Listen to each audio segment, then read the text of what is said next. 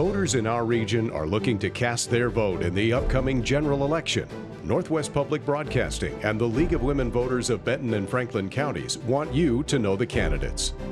Recorded at the Washington State University Tri-Cities campus, this is Vote 2023.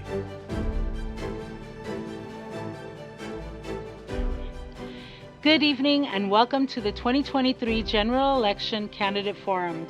My name is Ravine Jimenez and I am a member of the League of Women Voters of Benton and Franklin counties. The League is a nonpartisan organization that neither supports nor opposes any candidate. In presenting these forums, it is our goal to provide opportunities for voters to become better informed about the people who are running for public office.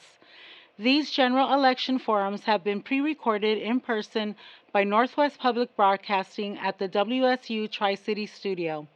They will also now be available through November 7th, Election Day, on the Northwest Public Broadcasting YouTube channel on the League's website and Facebook page, through the Columbia Basin Badger Club and the cities of Richland and Pasco. Before I turn the program over to our moderator, Matt Lovelace, from Murrow College of Communication, WSU Pullman, I would like to bring your attention to our League's Vote video, featuring the wonderful Pasco High School dance team, and remember, be a voter.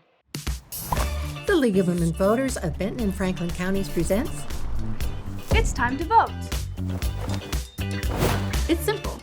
All you need to be is a U.S. citizen, 18 years or older, and a resident of Washington State. Jump into this opportunity today.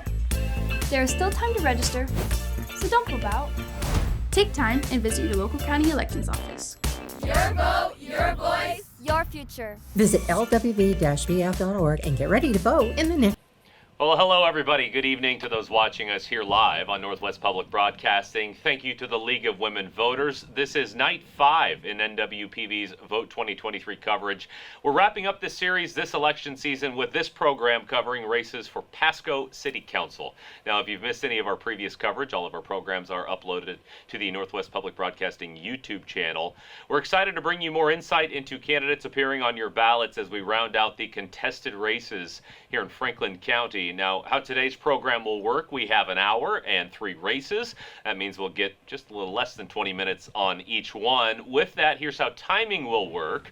All candidates will have time for 60-second opening statements. We'll then follow that with a pretty quick back and forth, 6 questions for each race and a minute time limit on those, as well. As moderator within the parameters of this hour-long program, I do reserve the right to include more questions or, time permitting, allow for closing statements. For now, though, those are not part of the schedule. Of course, we will all do our best to stay on time and on topic. We want to be fair and we want to be transparent about this program. So that brings us to our debates. The first 2 candidates joining me in our WSU Tri-City studio are candidates for the position 3 seat on the Pasco City Council. Mr. Irving Brown Sr. is here, along with challenger Leo Perales. Thank you so much for your time today. As with each race, we're starting with some opening statements, a minute each for those.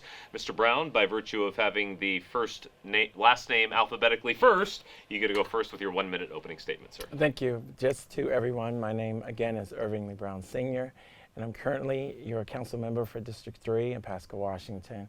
And I am most grateful for the year I've served so far, and I'm looking forward to serving and representing our district. Thank you.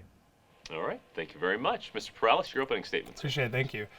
My name is Leo Perales, and I'm running for Pasco City Council District 3. I'm running because I want our children and your grandchildren to have the same opportunities that we've all had here in Pasco. I'm running because I want our children to be able to ride their bikes outside safely. I'm running because I want to see reform at the Tri-City Animal Shelter. A lot of dogs have been unjustly euthanized, and I want to correct that.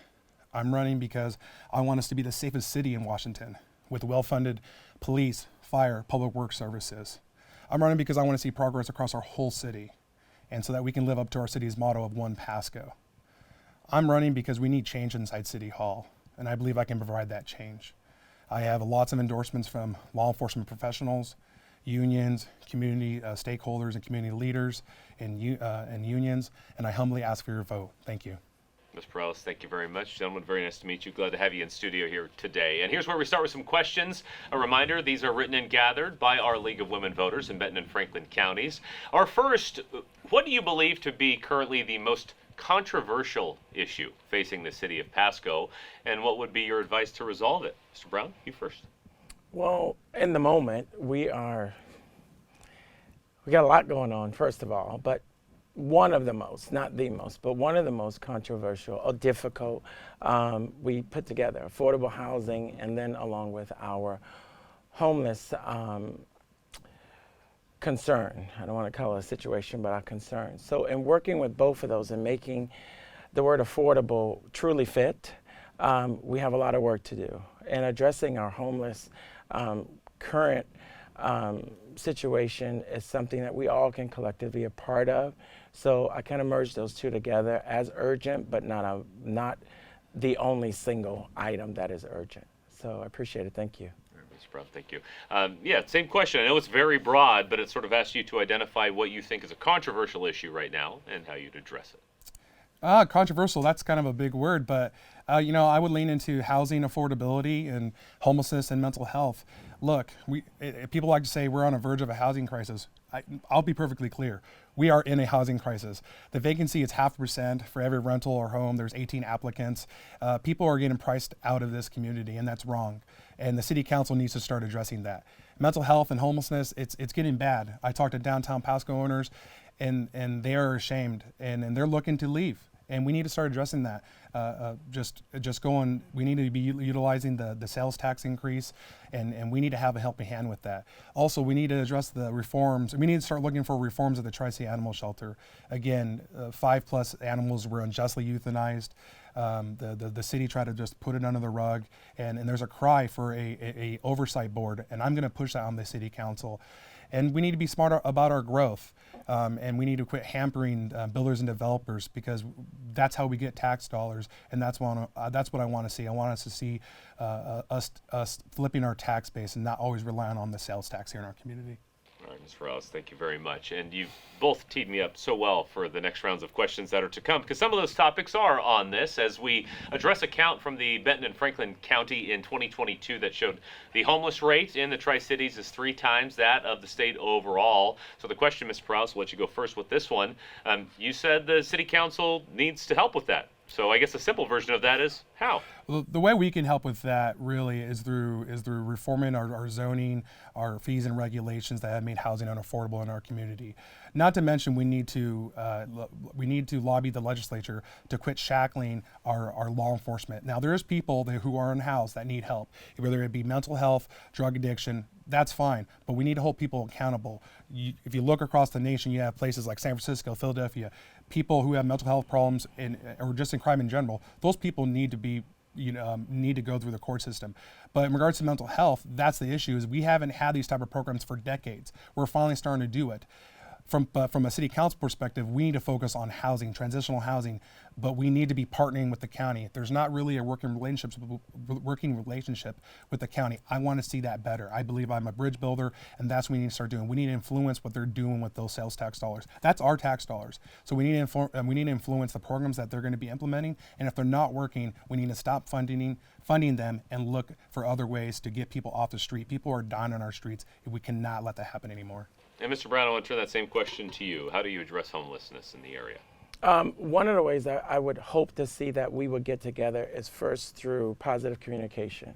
I think both sides of the table can be of assistance in helping with this. It's not just the city or the city council, it's all of us. I do agree that there is some missing components.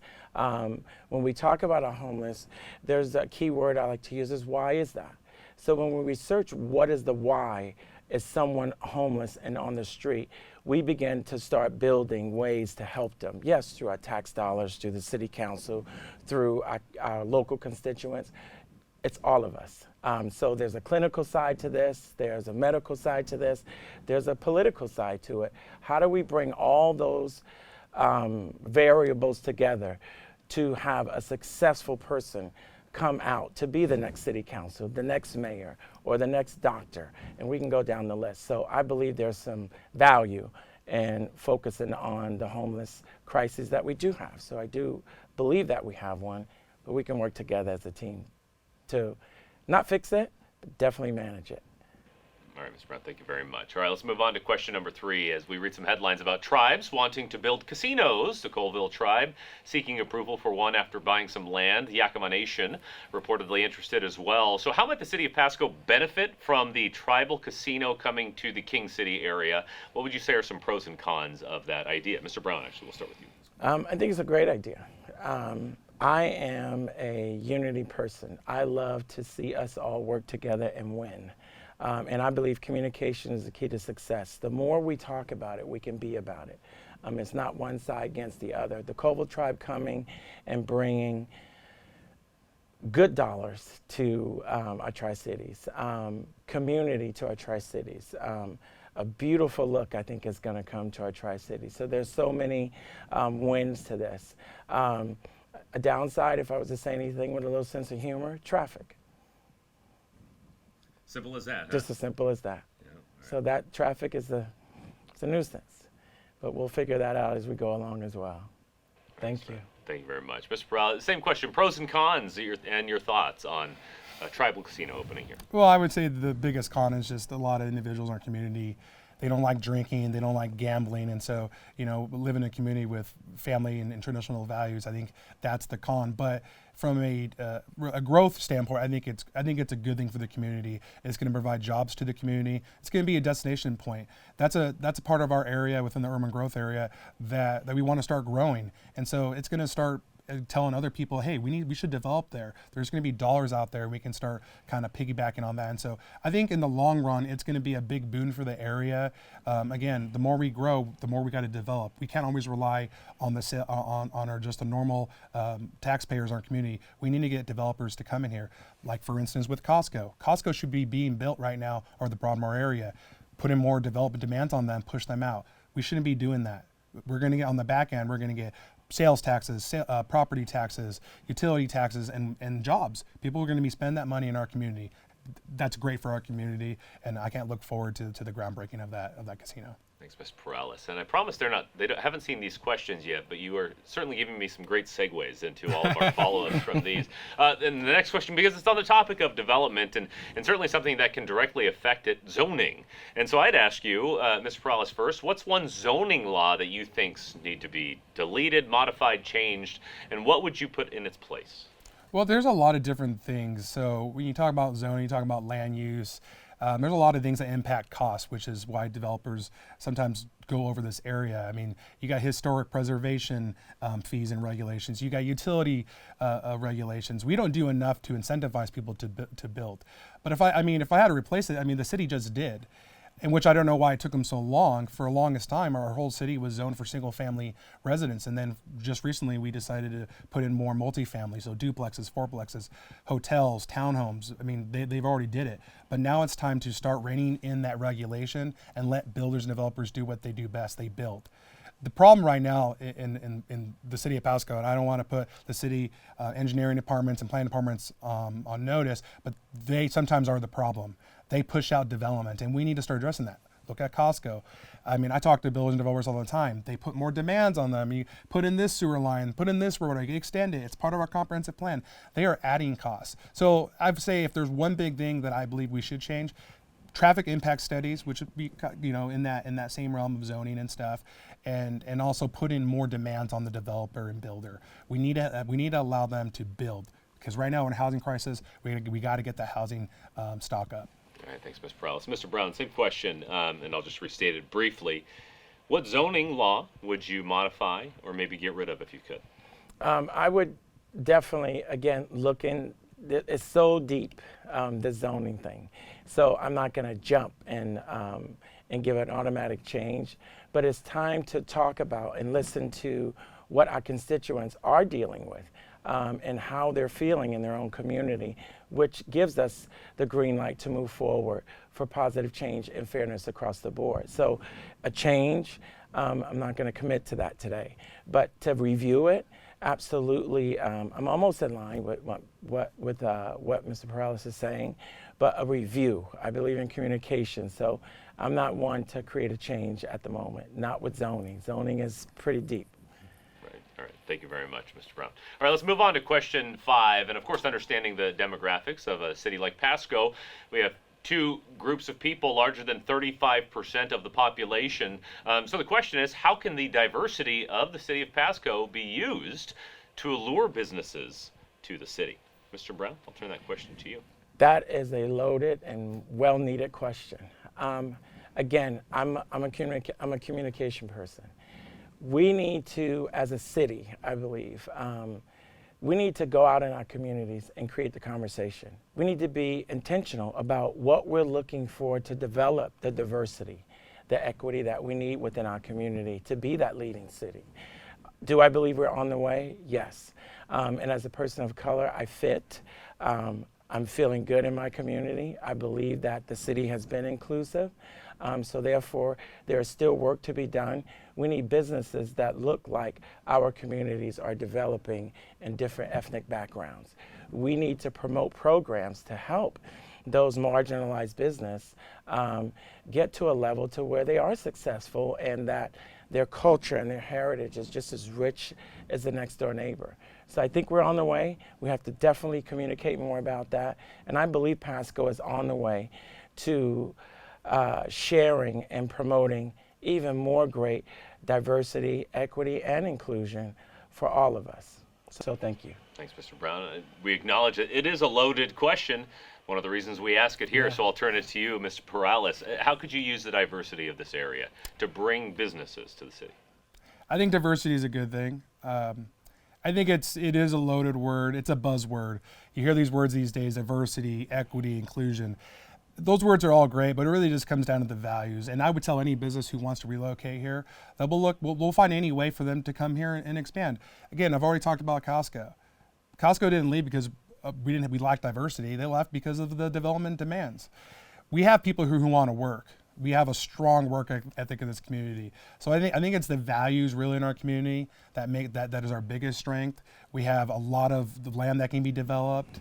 We need to be lobbying against, things like the capital income tax law legislation coming out of Olympia, local income tax ordinances and stuff like that. Those are the things that are going to push businesses not to come to our community or really just come to Washington State. Those are the things that we should really be leaning into. I think diversity is great, but it really just comes down to the values that bind this community here in the city of Pasco. That's what's going to attract people to come here, not the word diversity and all those little buzzwords. All right, Mr. Perales, thank you very much. All right, let's move on to question 6. This is our final question. Mr. Brown, we know that you're the incumbent, but we should make clear you've both run for office previously. So the question from the league is, what issue would you like to emphasize now that maybe you haven't before? Mr. Perales. I would say the Tri-State Animal Shelter. That's something that just lately in the past year, I took notice of it ever since the corruption and embezzlement, but it was something I really didn't speak out and go learn more about. Really in the past year, I really got out of my bubble and reached out to community stakeholders and people who were in the know-how to learn more about this issue. And I learned a lot. And that's the type of really approach that I'm going to take on the city council. There's nothing that I'm willing to go, there's no one that I'm willing to go sit down with. It really doesn't matter. If there's an issue that's near and dear to our residents of this community, I want to get out there. I want to get the information and see where we can start making changes. I would say by far that's probably the biggest one. And really mental health, again, that's something that's really came up for years now, and then a lot of business owners in downtown really want the city council to start addressing. They want these individuals to get help, get them out of their storefronts, quit urinating in the alleyways. So I think those 2 issues that I would really try to be effective on the city council. Mr. Perales, thank you very much. Thank you for being here today. Mr. Brown, same question. Again, as I stated earlier, the homelessness crises that we have, along with affordable housing, not to change it, but to keep the conversation going. I believe that the city of Pasco has done a very good job at addressing this, bringing it to the table, finding ways to make it affordable for all of us. It's going to take some work. But I believe if we work together, as these 2 topics are very strong in our communities, in our city right now, this is the focus. My goal is to continue pushing those efforts so that we all fit and that we all have a great purpose in our great city called Pasco in the state of Washington. So I appreciate your question. All right, gentlemen, thank you. That does it for our time with the candidates in this race. Again, Irving Lee Brown Sr., Leo Perales. Thank you, gentlemen, for being here. We really appreciate hearing more about your stances on a number of topics here. Well, and that gives us a perfect transition into the Position 5 race in Pasco with David Milne and James Zaboter on the ballot there. Mr. Milne, a current council member. Mr. Zaboter, an engineer at Pacific Northwest National Labs. I want to thank you both for being here today, gentlemen. Really appreciate your time. We did go over some formatting, which includes some time for opening statements. Mr. Zaboter, we'll give you 1 minute for your opening statement, sir. Sure, thank you. I've voted in many elections and noticed a trend of people running unopposed. I often complained about that to my family, my wife, and that was the extent of it. When I saw once again that there was going to be another candidate running unopposed in my district, I figured I'd throw my money where my mouth is and toss my hat in the ring. There's also a larger issue. Our area, the Tri-Cities, has had a lot of national shame lately. Between the Richland recall, the sheriff over in Kennewick, our sheriff here in Pasco, our Franklin County commissioners,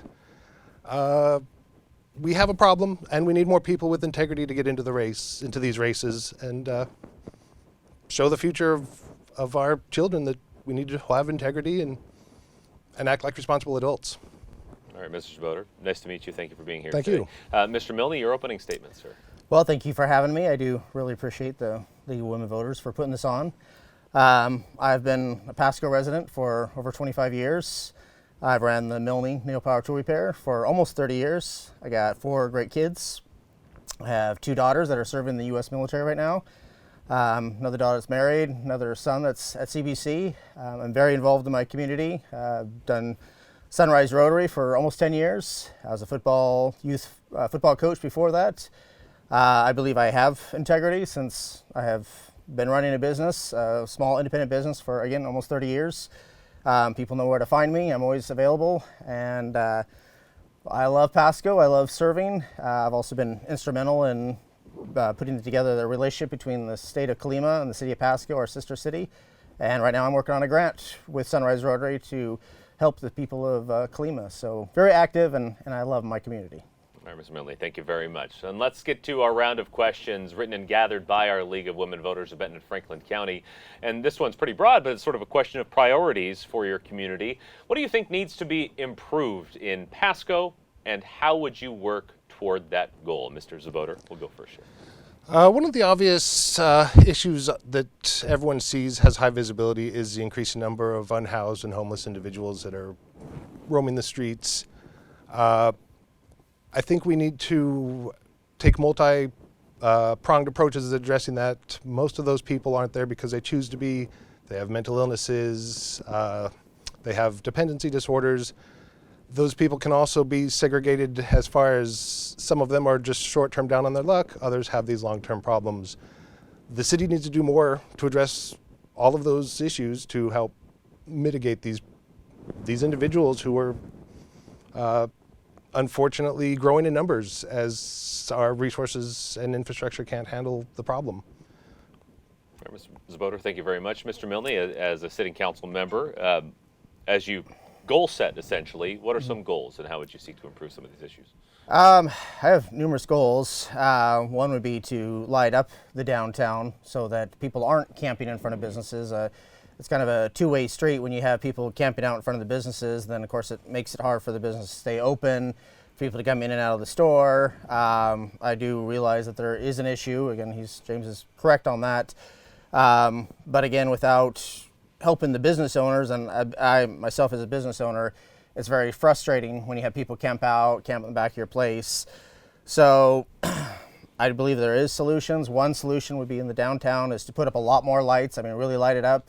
People can't sleep in front of a building when it's really lit up. We do have programs to help out people. Of course, sometimes they're overwhelmed. Again, we are working as a council to this. It's been addressed numerous times with the police department, trying to get things, but of course the state does limit us on what we could do. There's funds that are limited us. There's a lot more issues, but I'm definitely well versed in what we need to do to try to make it better. All right, thank you very much. All right, let's move on to our second question. We'll turn to Mr. Milne. You can start with this one here. And the league's curious about your stance on some fireworks, since every local city handles it a little bit differently. Some cities, they're legal based on state regulations. Others, they're illegal. What do you think works or would work best for the city of Pasco? Again, I voted to take the lift off of ban of all fireworks. We had a huge problem where people would call in their neighbors when their little kids were running around with sparklers and little stuff. The big issue is people shooting off the illegal fireworks. They go to Burbank or other towns, Yakima, and really buy the stuff. I know this police enforcement is a key issue, letting people know. So basically, we've been working with the Pasco PD to try to come up with a plan so that people know that they will be cited if they're shooting the legal stuff off. I've actually ridden with Pasco PD the last few years to try to see what we could find. I will say it's harder to catch them in the act. Usually when they shoot it off, we just see the chairs and everybody's gone. But I do believe you need to give people a choice. You need to let them decide. I don't believe the government should run your life.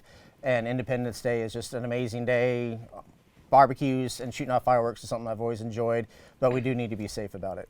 All right, Mr. Milne, thank you very much. Mr. Zvoder, your thoughts on fireworks laws in the city of Pasco? The city obviously has a compelling interest in the safety of the citizens and preventing of fires. Like most things, there should be a consensus that can be reached. Figure out which are the most dangerous and try to keep those out of people's hands as much as possible, which, as he mentioned, are the ones that fly, cause fires. People are going to light fireworks off. We've seen what happens when there is a complete ban. It didn't stop anything. You have to work with people and try to mitigate and minimize harm as much as possible. And hold people accountable. When someone starts a fire and destroys some property, have them pay for it. All right, Mr. Zvoder, thank you very much. And question 3, Pasco's been anticipating the completion of some Amazon warehouses. We know, what's the city's role, if any, in facilitating or helping facilitate that completion? Mr. Zvoder, your thoughts?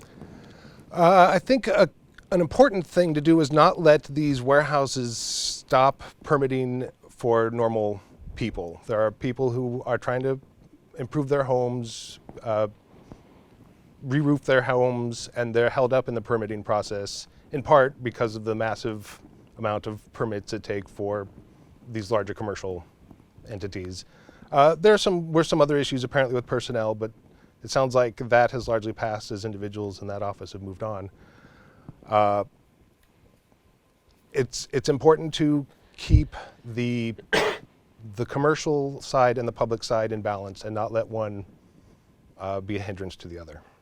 Mr. Zvoder, thank you so much. Mr. Milne, same question to you. Yeah, so I think the biggest thing that the city of Pasco could do is to obviously mitigate the traffic concerns. When you have Amazon, which is a very massive facility, you have a lot of trucks coming in and out. And as a council, we've tried to buy up different areas to have it so that not all these trucks are going down certain roads. When he talks about like developments like, say, the Terra Vita, so those other developments where we have housing and great neighborhoods out there, you do need to make sure that people could turn into their developments, and that's why the city can get involved and has gotten involved, again, to fix the traffic or at least try to improve it where you have roads where these trucks should be the only ones using. That's what I would say is one of the biggest importance, is to help mitigate so people can get to work and out of work on a timely basis. All right, Mr. Milne, thank you very much. Let's move on to question number 4. As your city becomes the first in the Tri-Cities, in their city limits at least, to allow a retail cannabis business, what do you see as a challenge and what do you see as a benefit now that that door has opened here in the city limits? Mr. Milne, first. Well, of course, I actually tried to block it. I didn't want it. I don't believe that having cannabis stores is going to be this great revival of business, but the council decided on a 4-3 vote that this is the way they wanted to go. Again, discouraged. They had talked about, the council members that voted for it were mostly on the east side of the city, saying they wanted it there, but in reality it actually came to the west side off of 68 and Chapel Hill and Sandifer. So it's frustrating that the people that voted it down are the ones that now get it. Very disappointing. Again, if that's what people really want, you got to listen to voters and then our representatives. It's frustrating. And again, all I could say is that I hope for the best. Again, in my heart, I think it's the wrong decision, but I guess time will tell and see where it leads us. I've heard that one of them is like right by like a school area where kids are going to walk from their school, walk right by it. So that part is very, very frustrating, put it that way. All right, Mr. Midley, thank you very much. Mr. Zaboter, your thoughts? I don't know how you can be pro-firework and anti-cannabis. It seems like if you're pro-freedom across the board. It's bugged me for quite some time that there's an effective monopoly, that there's one shop in Findlay, maybe one just outside the skirts of West Richland. The city and the citizens should get that tax revenue. Cannabis, is my understanding, is far safer than alcohol or tobacco, and I'm not hearing a clamoring to remove those much far dangerous substances from our society or near our schools. And I think that if kids want to find cannabis, they know how to. That's been true since I was a small child. It's a safe substance compared to much more dangerous things out there. I think it's a lot of huff and puff about nothing, to be honest. All right, Mr. Zaboter, thank you very much. Let's move on to question 5 as we get a bit of an idea of your understanding of some policy and how to apply it here in Pasco. What will you do in your elected position to recognize and address impacts of climate change in the Columbia, which, as we know, is now required through the Growth Management Act in the state of Washington? Mr. Zaboter. We're fortunate in that the river is protecting us from some of the worst aspects of climate change. We can pump water out and irrigate our land in ways that other places can't, so we don't get affected nearly as much. Our agriculture is not suffering as it is in California. I would work to sustain what we have and try to prevent anyone else from, unfortunately, a zero-sum game, anyone else from trying to take our resources. Climate change is very real. It would be absurd for anyone to think that 7 billion people do not have a footprint on the planet. That said, we need to leverage technology and science to come to solutions to pull carbon out of the air and make our resources last.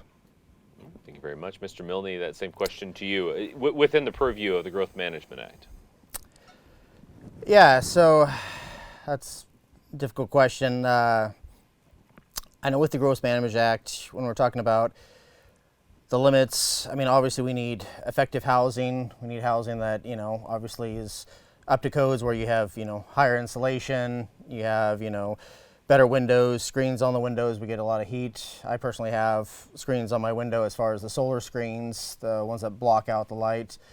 As a council, obviously you can't force people to do those kind of things, but we should do everything we can to encourage, conservation, LED lighting, again, better windows, better, so you don't have the kind of the heat loss. Again, we've talked about having more infill in certain areas. And again, I think it's a balance. If you have certain communities where you have bigger yards, a bigger home, we should go for the community, how it looks. But I also do believe that we need to have the growth where people could come in and out on certain areas, like on big apartment complexes. So we need to basically balance where we're putting in what parts of Pasco. All right, Mr. Milne, thank you very much. Well, our sixth and final question in this debate, and then we can take a breath here, is getting to your spending priorities in your term. So the question, Mr. Milne here, what do you believe should be the main financial priority for the city of Pasco in 2024 and beyond? Okay, that's a great question. Obviously, like road improvements. I know as a motorcycle rider, I know there's times where I've gone down Court Street and the roads aren't that great. I know we just did an overlay on Court Street. But main thing is moving people through Pasco in a timely manner. I know 68 has always been a challenge. Those problems happened before I got on council, but we need to mitigate and spend our money on, I'd also believe, like the new development on the Adams property off of Broadmoor. Some people say Road 100, but it's the Broadmoor development, that we do that in a timely manner where we build better roads, the sidewalks, infrastructure first, and then have the development. I know that's kind of controversial, but when you allow developers to put their ideas forward, sometimes you get smaller roads and then you get massive amount of traffic. So we really need to plan our building out first, and I believe that starts with roads, sidewalks, and making Pasco prettier. We need to have more trees and do what we can to spruce up Pasco, make it a place that people would love to come home to. All right, Mr. Milne, thank you very much. Mr. Zvoder, where do you think spending priorities should be? I do agree that infrastructure is top priority. We have a world-class water facility that regularly wins awards. We need to protect and make sure we continue to fund and keep that where it is.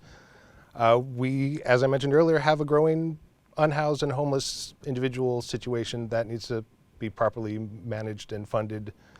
Pasco is a growing small town. We're no longer the small rural town we were 30, 40 years ago. We're now mid-size, especially if you merge us with the rest of the cities. That is only going to grow over time. We need to look forward towards being a metropolis and not just sort of a small rural location. Thank you very much. Gentlemen, we really appreciate your time today. I know this goes quickly, but I thank you for your thoughtful answers to all of our questions. And that does it for our time in this race. Thank you both, James Zvoder, David Milne, candidates for the position 5 seat on the Pasco City Council. And that brings us finally to our last race featured here in our Vote 2023 coverage, and that's for Pasco City Council, position 7, and a guaranteed newcomer in this at-large position. Joining me in studio now are Peter Harpster and Kim Lehrman. Thank you so much for being here. Really appreciate coming to our studio in Richland. And thank you for preparing some opening remarks. As we told you the ground rules beforehand, 1 minute for opening statements for each of you. Mr. Harpster, we'll start with you first, sir. Perfect, thank you. And thank you to the League of Women Voters for hosting us today. Great opportunity to get our message out there to voters. My name's Peter Harpster, and I'm running for the at-large position on City Council. And the reason that I'm running is simple. We've got a lot of growth that's happening in Pasco. And in my day job, I work in land development consulting, working directly with city staff members on developing projects here in the city. It's important that we have well-developed and responsible growth. Growth is coming whether we like it or not, but we can make sure that we do a good job of it. And for the last 13 years, starting with the Air Force to my day job now, I've been working as a long-range planner and project manager. I grew up in Pasco, first on the east side in a double-wide trailer on Elm Street near the MLK Center, and then spent the remainder of my childhood right in front of Pasco High School, where I graduated in 2009. As I mentioned, I did long-range planning in the Air Force on F-15s and KC-135s, and then my family and I moved back here and bought a house in the Road 68 area, and then moved from there to the Road 100 area, and now we're back to Central Pasco. So thank you for your vote. And we have a lot of time to elaborate on some of those topics, I promise. We'll get to Ms. Lehrman's opening statement here. Thank you to the League of Women Voters for hosting this forum. My name is Kim Lehrman, and I'm running for Pasco City Council, position 7, and a large position to be able to represent all of Pasco. I'm a high school teacher who serves students and families from East to West Pasco, and I'm a volunteer of City Pasco Planning Commissioner. I listen to residents and business needs in order to help create a well-planned city for now and into the future. I grew up on a family farm, taught welding. I volunteered on boards and committees, including 10 years of coaching Pasco's youth. Most importantly, I am a mother of 4, raising my kids with a deep understanding of their responsibility to love thy neighbor and to have Pasco pride in their hearts. I want a future of Pasco where students feel safe and can afford to live, work, and play in Pasco. With an estimated 40,000 additional residents in the next 20 years, voters deserve to have an at-large city council member who meets with residents of all demographics every single day, with a listening ear and a heart to serve. Vote Kim Lehrman. Ms. Lehrman, thank you so much. And here's where we start with our questions. These come from the League of Women Voters, Benton and Franklin counties. And I like this one. Since neither of you is an incumbent, I like to ask what new ideas you would bring to the City Council. Mr. Harpster, we'll start with you with the round of questions. Ms. Lehrman, we'll start with you on the next one. Yeah, thank you. New ideas that I would bring to council is, like I mentioned in my opening statement, well-planned ideas. So everybody knows about the Road 68 Burden intersection and what a catastrophe that has been. And citizens deal with that in their every single day lives. Those mistakes were made years ago and we're still dealing with them. What I want to bring to council is experience working in development that can help eliminate those types of issues. We've got a great council right now, but none of them have experience in development or real estate planning.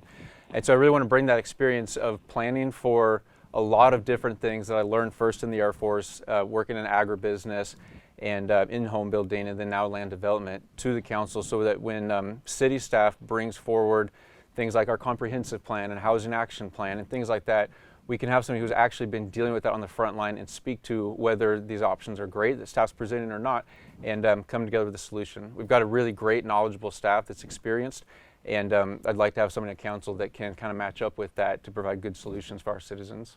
All right, thank you, Ms. Lehrman. Fresh ideas for the council.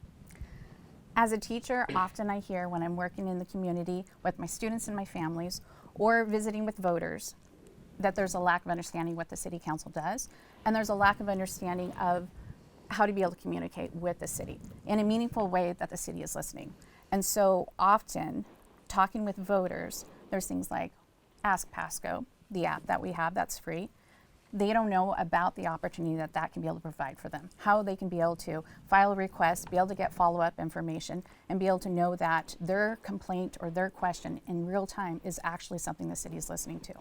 So taking that and then my volunteer position as city planning commissioner, I'm listening to residents, I'm listening to business leaders, and trying to be able to help collaborate with my fellow commissioners along with my city planning economic directors, their staff, and trying to be able to plan a well planned out city that listens, values voters' complaints and interests, and to be able to serve them their best ability. All right, Ms. Lehrman, thank you very much. Well, our second question goes to you. You'll start here. And Pasco taxpayers just voted to support the building of a new water park in the city. Excuse me. What do you see as some pros and cons of that water park? The pro, for sure, is that Pasco has the opportunity to be able to capitalize that $40 million structure to bring in infrastructure to support additional opportunities such as economic development in hotel, restaurants, industry in Pasco, making it a hub for the swimming community. All of Eastern Washington does not have something of this kind of caliber, so this could be our Pasco's gem. Along with the increase of pickleball courts. Here in Tri-Cities we have it, but not in Pasco. The negative is that we need to make sure we do a great job of communicating to the public, surveying their needs, what do they want from the aquatic center, and making sure that we match that and keeping them informed every step of the way. So when it's built, is it something that Pasco citizens can actually be able to afford to use? All right, Ms. Lehrman, thank you very much. Mr. Harpster, same question. What are some pros and cons of that new water park? Ms. Lehrman said it really well. The economic increase that we're going to be able to realize from that is great. You know, when I was a kid growing up in Pasco, we had to go across the river to Oasis Water Park. And I remember when they tore it down, I asked my parents what they were going to do instead, and they said it's going to be a car lot. And it still is today. I remember thinking that's crazy. And after that happened, then we drove to Moses Lake, and Moses Lake got our tax-paying dollars and to use that to revitalize their economy there. And so it's just an excellent opportunity that we have here. And you know, the project manager leading that is our former mayor, Matt Watkins, who was on council for 12 years. And so we're very lucky to have his leadership in running that project. And we've got a great public facilities board overseeing his leadership on that project. One of the cons I can imagine is looking at Memorial Water Park, or pool, excuse me, is it sometimes attracts people hanging out that may not have best intentions of what they're doing with their time. We've got a great police department that I think will keep a good handle on that. All right, Mr. Harpster, thank you very much. And for question 3, it's actually fairly similar, just a different kind of business. The topic of tribal casinos has hit the area, really from a couple of different directions to the Tri-Cities. The Colville tribe plans to build a casino in the King City area. What do you see as some pros and cons for the city of Pasco when that's completed? Yeah, I'll start with one of the cons. Gambling can be quite addicting to some people and lead them down a path that ends in a lot of despair. Alcohol abuse, homelessness, and you know, my grandpa growing up was a truck driver. He was not wealthy by any stretch of the imagination. And into his dying days, he was spending all of his money at the casino, just hoping for that day to hit it big. Now, if somebody can control that and go out and have a great time, then that's great. And I'm really happy that the Colville tribe selected Pasco as the location for this casino.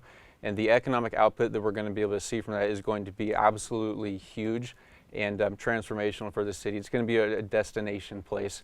The location's really great right along the freeway where people are traveling to and from, and can hopefully stop and spend some time and spend some of their money here in Pasco that will lead to future growth. And the plans that have been shown to City Council, I've been at the meetings where they presented their progress so far, and it looks like it's going to be a really great facility and something that I think citizens of Pasco will be really proud of. All right, Mr. Harpster, thank you very much. Ms. Lehrman, same to you. Pros and cons of the casino. Yeah, I'll go ahead and start with the pros. The opportunity to have Tri-City residents to be able to learn more about the indigenous culture around Eastern Washington is something that I want to say a lot of residents are lacking. And so talking to voters, this is something they're hungry for, something they're interested in, something they want to support, along with economic opportunity. The opportunity to be able to have a facility of that size, to be able to bring in hotel, restaurants, and of course also the entertainment factor, not just gambling, but what other magicians to guest speakers to performers that can be able to accompany on the weekends and stuff, and be able to bring in even more community members, more travelers to be able to participate in this opportunity. So economic development, but the negative, yes, could also be making sure that there is a robust system in place where Tri-Citians can have the opportunity to be able to get in contact with gambling services to be able to decrease their exposure and addiction. All right, Ms. Lerman, thank you very much. Our fourth question, as we are coming out, or I should say hopefully coming out of fire season here, some places in the Tri-Cities do allow fireworks under state regulations. They are illegal in others. So question is, Ms. Lerman, first, what's your stance on the issue and how would you approach it as a council member? Growing up on a family farm, we absolutely enjoyed fireworks, and then we also enjoyed going to Columbia Park and watching the fireworks from the river. Two places that were very safe. We made sure it was safe on our farm, but we are also were out in the public in a safe way.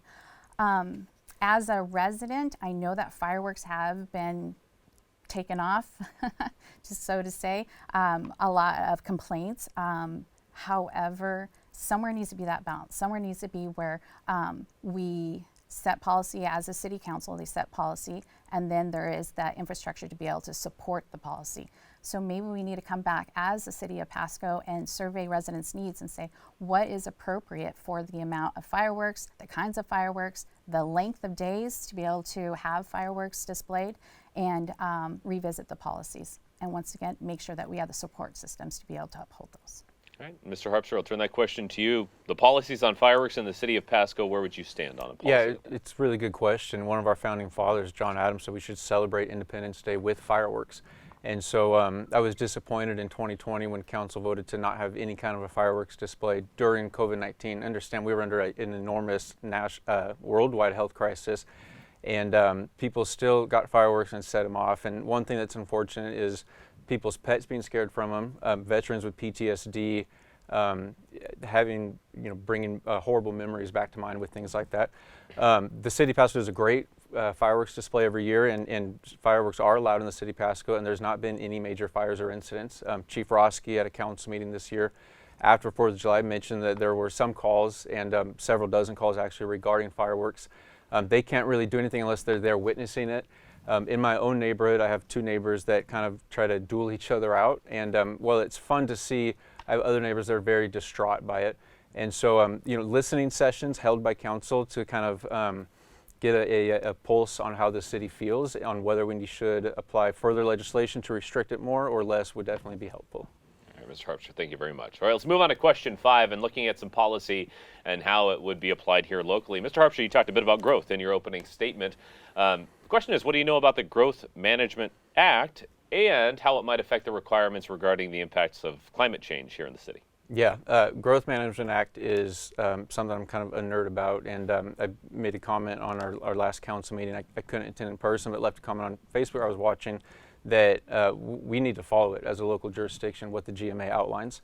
And one of the things the GMA does is requires us, the state projects how much our city is going to grow, and then the state requires us to plan for that growth. And the comprehensive plan that the city has is one of the best tools for that. And the growth's going to happen whether we like it or not, like I said, and so we should follow state protocol in planning for it so we can avoid infrastructure issues that we have currently. With climate change, the climate is changing, absolutely. It's very easy to see. Farmer's Almanac is predicting one of the coldest Novembers and snowiest Novembers ever.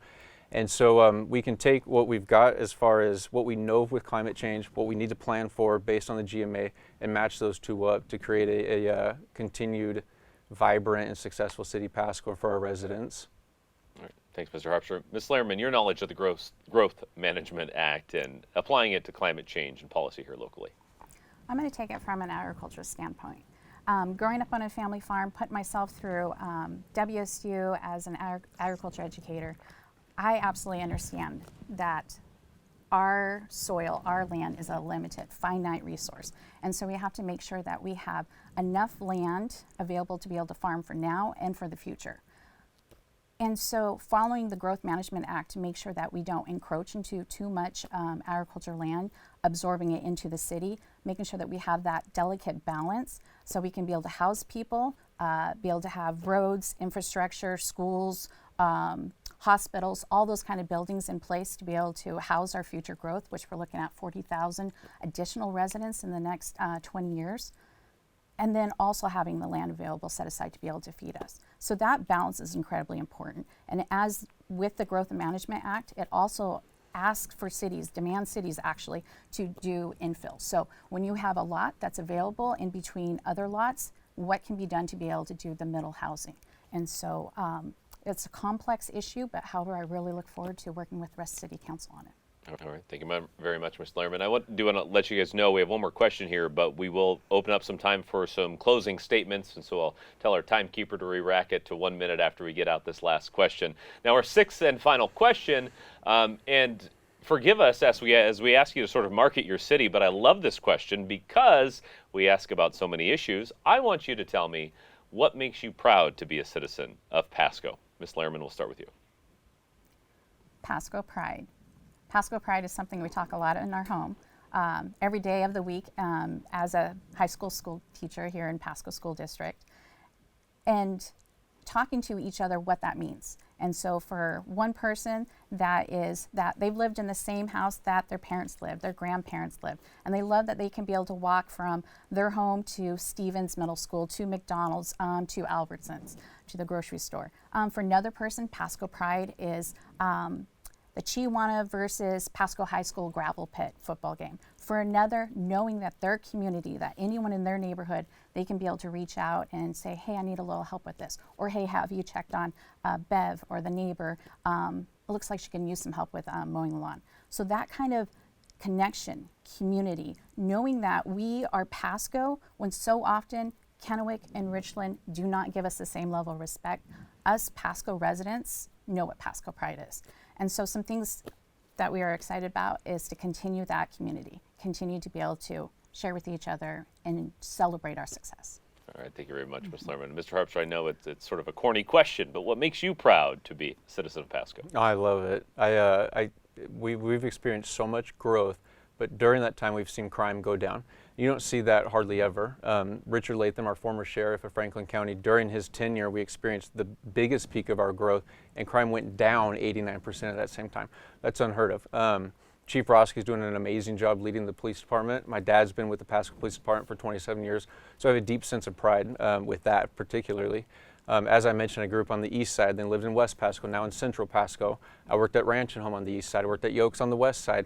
I don't see any east or west. I just see Pasco as a whole, and we've got a very diverse population I'm really proud of.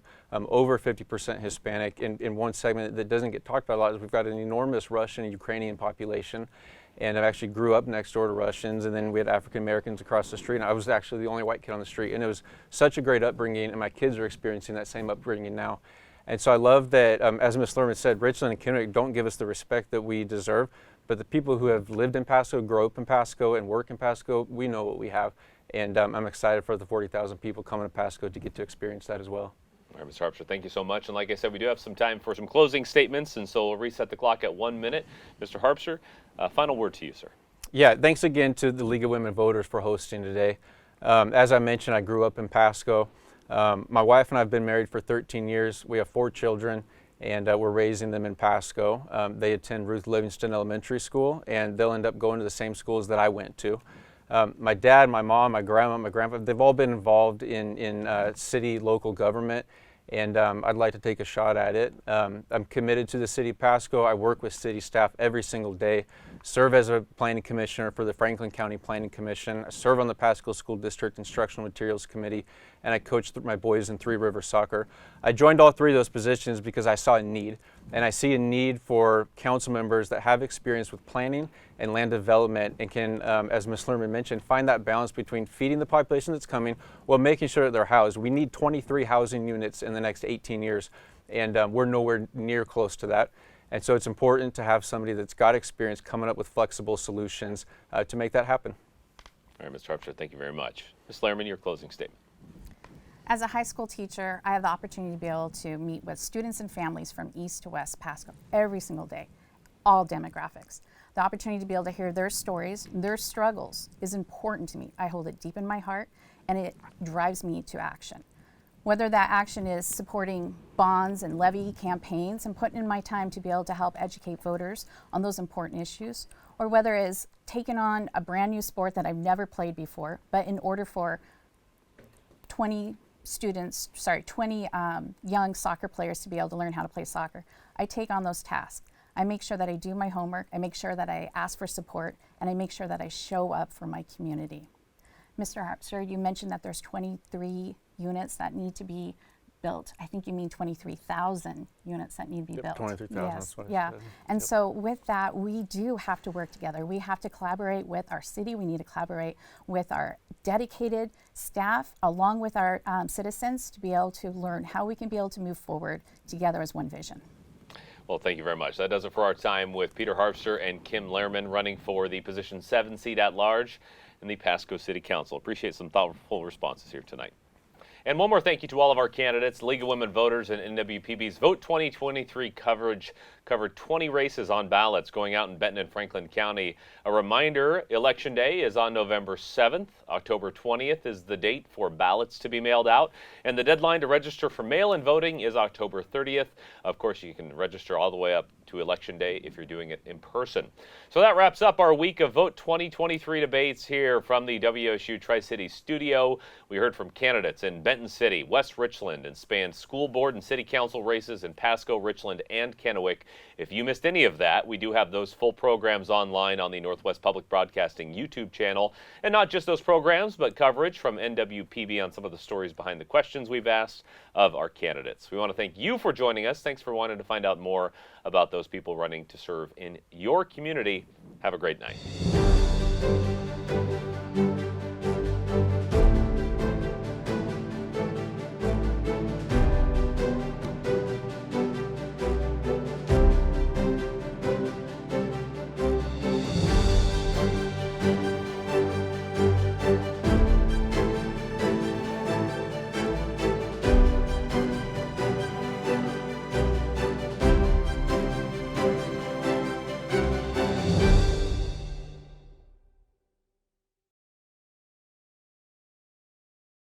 La Liga de Mujeres Votantes de los Condados de Benton y Franklin presenta Es hora de votar. Es simple. Todo lo que necesita hacer es un ciudadano estadounidense, tener 18 años o más y residente del estado de Washington. Tome acción hoy. Todavía hay tiempo para registrarse. Así que lánzate a votar. Tómese tiempo y visite la oficina electoral de su condado local y regístrese. Tu voto, tu voz. Es tu futuro. Visítenos en línea o llámenos hoy.